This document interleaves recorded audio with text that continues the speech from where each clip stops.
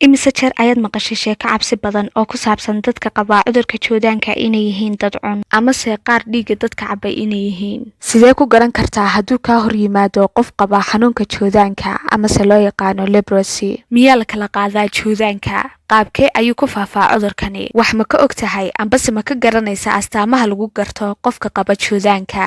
run miyaa dadka joodaanka qabaa inay yihiin dad cun dhiigga dadka cabaa? Si aad xog badan uga ogaato cudurkan, fadlan nala joog ilaa dhammaadka muuqaalkan. Waa anigoo ah Nadira Siciid. Sidoo kale ha ka ilaawin muuqaalkan inaad xaqiisa siiso adigoo like saaraya. Xanuunka loo yaqaano joodaanka, Soomaalida badankoodu waxay ka aaminsan yihiin fikrad ah dadka qaba cudurkan inay yihiin dad cun dhiigga dadka cabaa. Mararka qaar waxaa dhacdaa carruurtu markay yaryar yihiin in lagu cabsiiyo dadka qaba cudurkan joodaanka, markaana looga sheekeeyo sheekooyin cabsi badan. Joodaanku wuxuu ka mid yahay cudurrada faafa kuwaasoo loo yaqaano infection disease. Sida ugu fudud ee joodaanka lagu kala qaado waa hawada. Haddii uu qof kugu qufaco amba kugu hindhiso, cudurkan waxaad halis ugu jirtaa inaad qaado. xitaa qofka qaba cudurkan isagoo hadlaya candhuuftiisu wax yar haddii kaa soo gaadho, halis sidoo kale waxaad ugu jirtaa inaad qaado cudurkan.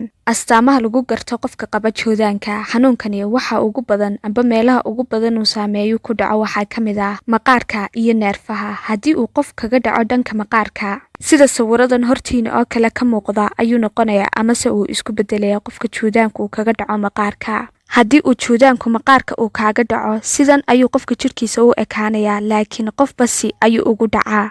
Sidoo kale haddii uu joodaanku qofka ka saameeyo ambase uu kaga dhaco dhanka neerfaha, astaamaha aad ku garan karto waxaa ka mid ah qofka waxaad ku arkaysaa kabaabyo fara badan, gaar ahaan gacmaha iyo lugaha. Sidoo kale qofka qaba joodaanka amase cudurkan waxaad ku garan kartaa jidhkiisa qaybo ka mid a ayaa waxa ka tegaya dareenka oo wuxuu noqonayaa bilaa dareen. Dadka qaarna wuxuu kaga dhacaa kalagoysyada, kuwaasoo aad iyo aad ay uga dareemaan xanuun fara badan. Heer qofku wuxuu u gaadhayaa gacmaha iyo lugaha faraha hore inuu ka googo'o iyo sankaba sida dadka qaar ku dhacday. Joodaanku wuxuu leeyahay marxalado ambase steps kala duwan. Qofka cudurkani uu ku dhaco uu maro, jidhkiisa oo dhan ayaa qayb u kala googa'aya. Haddaba su-aasha ugu badan ay dadku isweydiiyaan ambase ay joodaanka ka aaminsan yihiin ayaa ah dadka qaba cudurkani inay yihiin dad cun. Haddaba fikirkaasi hadduu hore kuugu jiray, maanta iska masax amba iska saar. Dadka qaba joodaanku ma aha qaar dadka cunaa. Sababta ay Soomaalidu sidaa u aaminsan yihiin ayaa ah qofka noocu jidhkiisa ugu ekaanayo oo cabsi badan qofkii arkaba